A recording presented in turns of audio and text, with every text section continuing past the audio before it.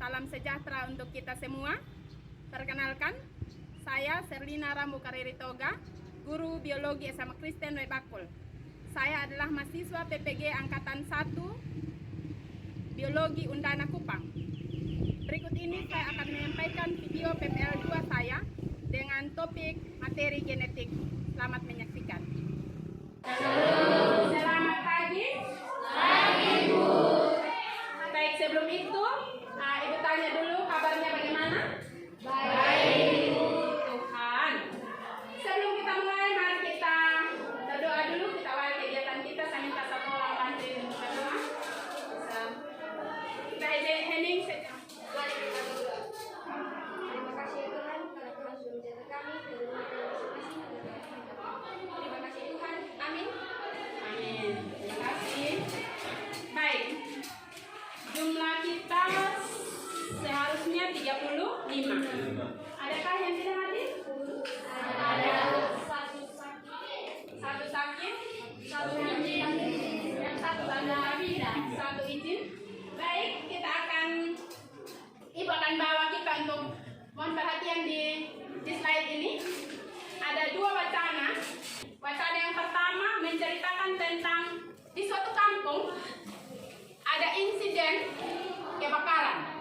Namanya insiden kan sesuatu peristiwa yang terjadi secara tiba-tiba dan tidak ada yang menginginkannya. Itu insiden. Nah, di kampung ini ada 5 rumah yang terbakar, dan di antara 5 rumah itu ada 3 orang yang mayatnya benar-benar tidak dikenali sama sekali. Sementara keluarga harus memilih mana yang keluarga untuk disemayamkan. Ya toh? Kita budaya orang Sumba memang seperti itu. Budaya adat, budaya kematian harus memastikan orang itu kembali ke rumahnya. Ya. Sementara kalau keadaannya seperti itu, ini kita lihat mayatnya tidak lagi bisa dikenal sama sekali. Kita perhatikan di sini ada wacana 2, yaitu sebuah pesawat, insiden kecelakaan pesawat yang dimana pesawat ini benar-benar hilang.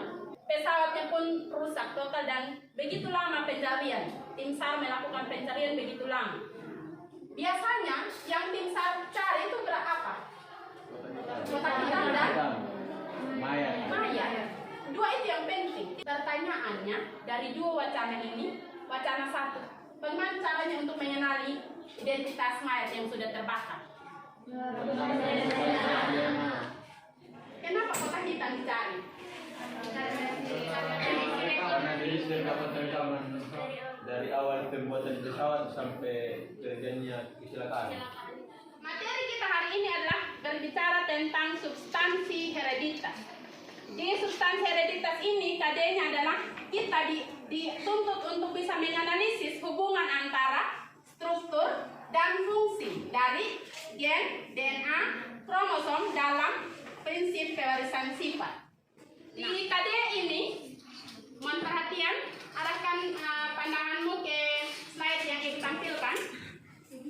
Ibu akan bagi kita dalam kelompok. Sebelumnya, kita perhatikan di KD ini ada 3 indikator yang kita harus selesaikan. Atau ada 3 oleh-oleh yang kita harus bawa pulang hari ini. Yang pertama, kita harus mampu menjelaskan struktur dan fungsi gen, DNA, RNA, dan kromosom. Ya. Yang kedua, kita harus mampu menganalisis keterkaitan antara struktur dan fungsi dari gen, kromosom dalam menentukan sifat yang diwariskan, seperti yang kita barusan jawab ini. Dan yang terakhir, kita harus mampu merancang model struktur DNA. Ini minggu lalu Ibu sudah pernah tugaskan ke kita untuk kita membuat struktur model DNA dari barang bekas. Adakah yang sudah kelompok yang sudah selesaikan? Ya, baik. Terima kasih untuk kelompok yang sudah selesai membuat. Akan duduk berkelompok, ya. Terima kasih karena sudah kita dalam kelompok. Ibu akan bagikan LKPD ini, lembar kerja peserta didik. Ini tidak asing lagi karena pada pertemuan sebelumnya Ibu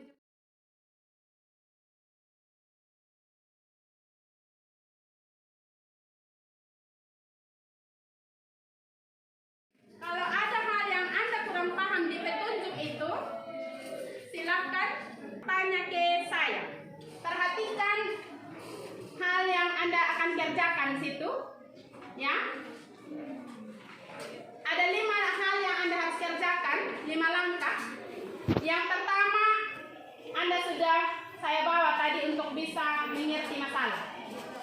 Dari hal yang kita sajikan tadi dari pertanyaan itu dilanjutkan di LKPDS itu juga terbaca ada gambar, ya. Tadi Ibu baru tunjukkan wacana. Ada gambar yang Anda harus lihat, ada 2 gambar di situ. Ada gambar 1 dan ada gambar 2. Silakan buat hal apa saja yang Anda mau tanya tentang materi kita hari ini. Pertama tentang gen, yang kedua tentang DNA, yang ketiga tentang RNA, yang keempat tentang kromosom, yang berikut tentang hubungan antara keduanya seperti apa, ketiganya seperti apa, ya. Baik antara hubungan antara gen, DNA dengan kromosom. Waktu sepenuhnya Ibu berikan kepada Anda, tapi ingat di saat Anda berdiskusi Ibu akan lakukan penilaian yang namanya penilaian proses. Terima kasih, silakan berdiskusi.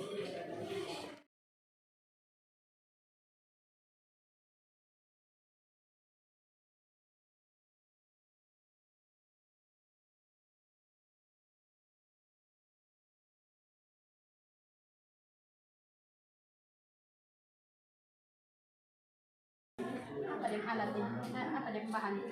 Dari sampah. Ya. Sampai bisa di ini kenapa dia harus miring seperti ini? Dia sebenarnya dibentuk dari model double helix.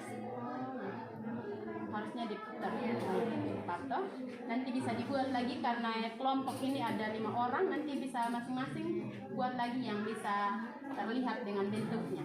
Saya percaya di sini ada sangat kreatif kalian. Untuk menyelesaikan perkara 1 sampai perkara terakhir. Bagi memang kelompok 1 nanti akan mempresentasikan tentang gen, ya, bisa. Kelompok 2 kalian akan presentasikan tentang kromosom. Kelompok 3 kalian akan mempresentasikan tentang DNA.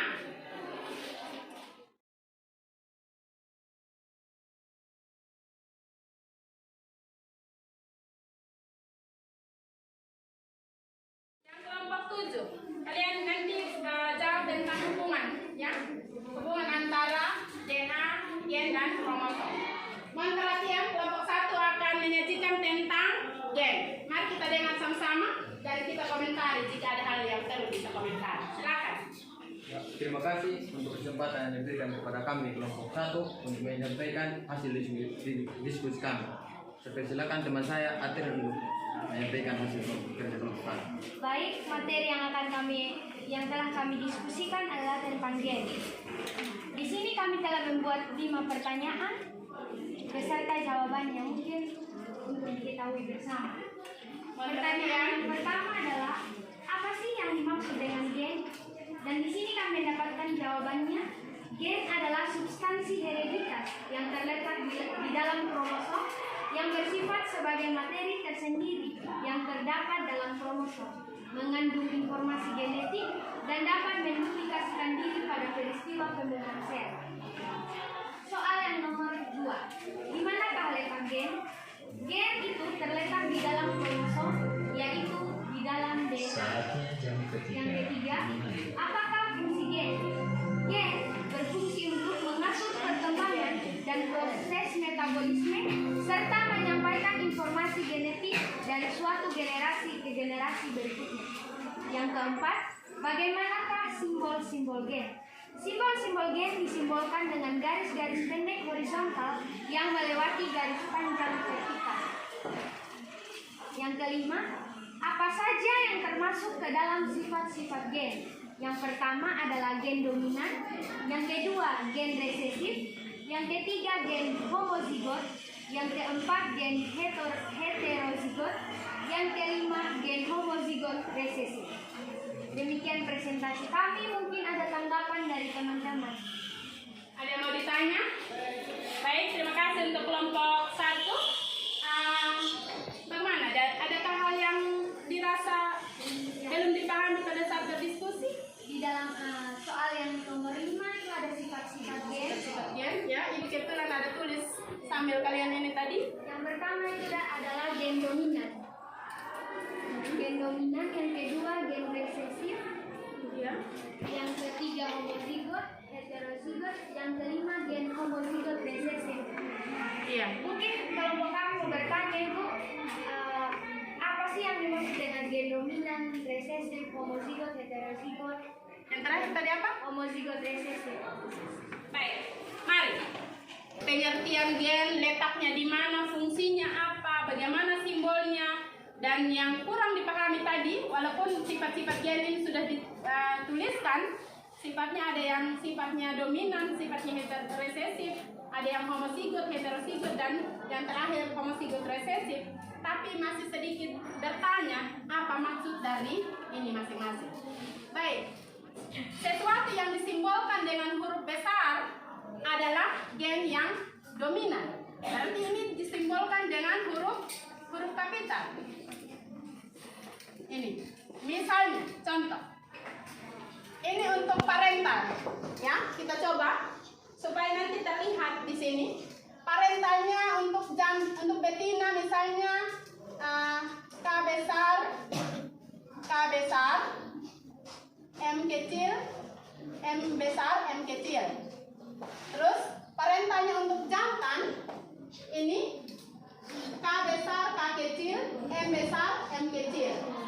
Sesungguhnya ini adalah sifat yang menunjukkan dari gen dominan. Ini K besar, ini dominan. K kecil ini sifat yang resesif. Ya, jadi gen yang resesif ini gen yang kalah.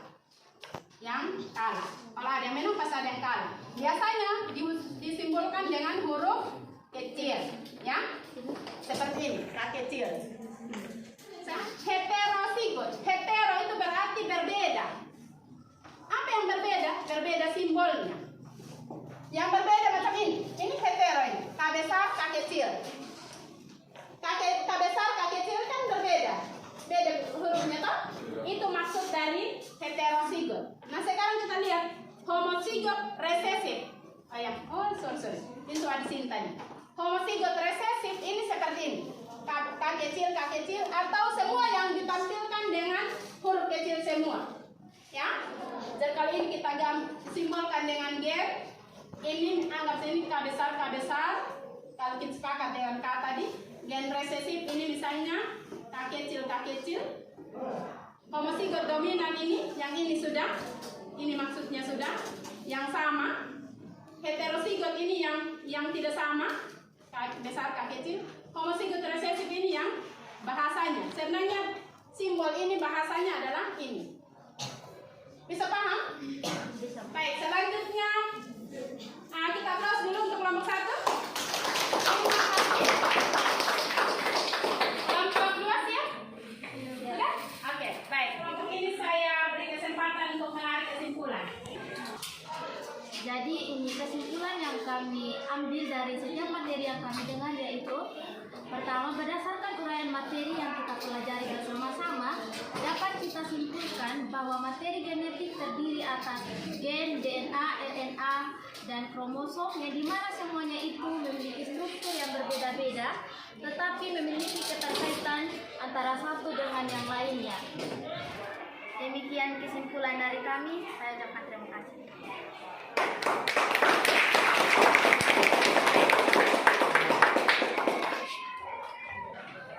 Terima kasih banyak untuk semua kelompok yang sudah berpartisipasi dalam diskusi kita. Harus kuis, ya tak? Kuis tadi jam pertama.